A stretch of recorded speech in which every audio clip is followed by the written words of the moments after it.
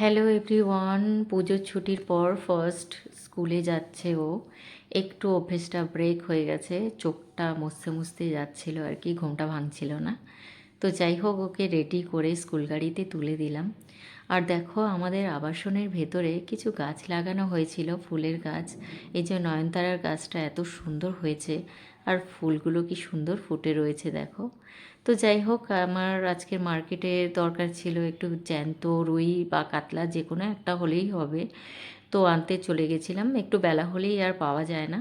তো সকাল সকাল চলে আসলাম, আর আমি পেয়েও গেছিলাম। তো আজকে খুব একটা বাজার ছিল না, মাছ আর একটু সবজি নিয়েই চলে আসলাম বাড়িতে। আর দেখো, আজকে রোদ্দুরটা এতটাই উঠেছে, আমি ছাতা নিতেই ভুলে গেছিলাম। তো যাই হোক, চলো বাড়িতে।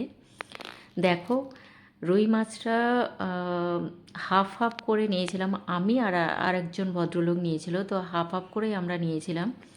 তো এতটাই বড় ছিল মাছটা, ভাবলাম এটা একটু অন্যরকমভাবেই রান্না করি, কারণ ছেলে তো সবজির সঙ্গে বড়ি দিতে হবে, তবেই সেই মাছের ঝোলটা খাবে। না হলে ও আমাকে বলেছিল, মা সর্ষে বাটা দিয়ে এমন করে রান্না করো যেটাতে ঝাঁঝ না থাকে।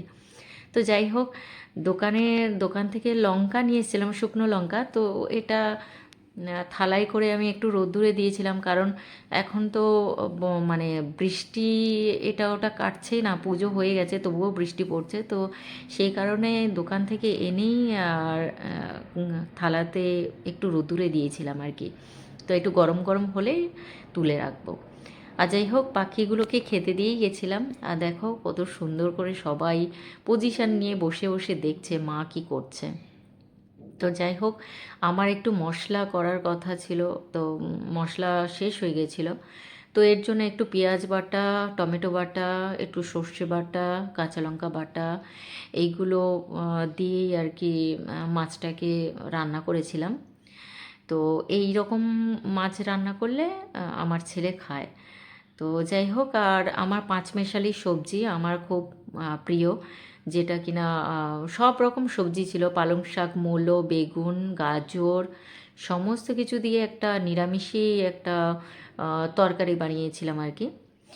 আর এর মধ্যে আমার ছেলেও এসে গেছে, ও স্নান টান করিয়ে ওকে খেতে দিয়ে দিলাম। আর ও একটু অসুস্থ হয়ে গেছিলো পুজোর সময়, তো সেই কারণে কয়েকদিন ধরে পেঁপে সেদ্ধ খাওয়াচ্ছি। তো আজকেও আমাকে রিকোয়েস্ট করে গেছে, মা আজকের আর আমাকে পেঁপে সেদ্ধটা দিও না। তো যাই হোক, ও এত বড় একটা মাছের মাথা দেখে ও তো ভীষণ খুশি হয়ে গেছে, তুলতেই পারছিল না। এই দেখো, ও নিজে নিজে তুলছিল, আমাকে তুলতে বারণ করলো যে মা আমি তুলবো, কিন্তু কিছুতেই তুলতে পারলো না। যাই হোক, তো খাচ্ছিল মজা করে। তো এর ফাঁকে আমি কয়েকটা কাজ কমপ্লিট করে নিলাম।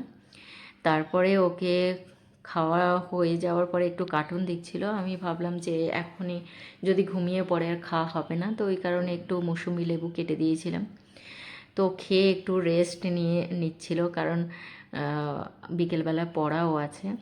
তো যাই হোক, ওকে একটু ঘুম পাড়ি দিয়ে উঠেও গেছিলো, ম্যাম চলে এসেছিলো। তো তার ফাঁকে আমি একটু মার্কেটে গেছিলাম, কারণ আমাদের একটা ছোট্ট পুচকুর বার্থডে ছিল। তো চলো, টাটা।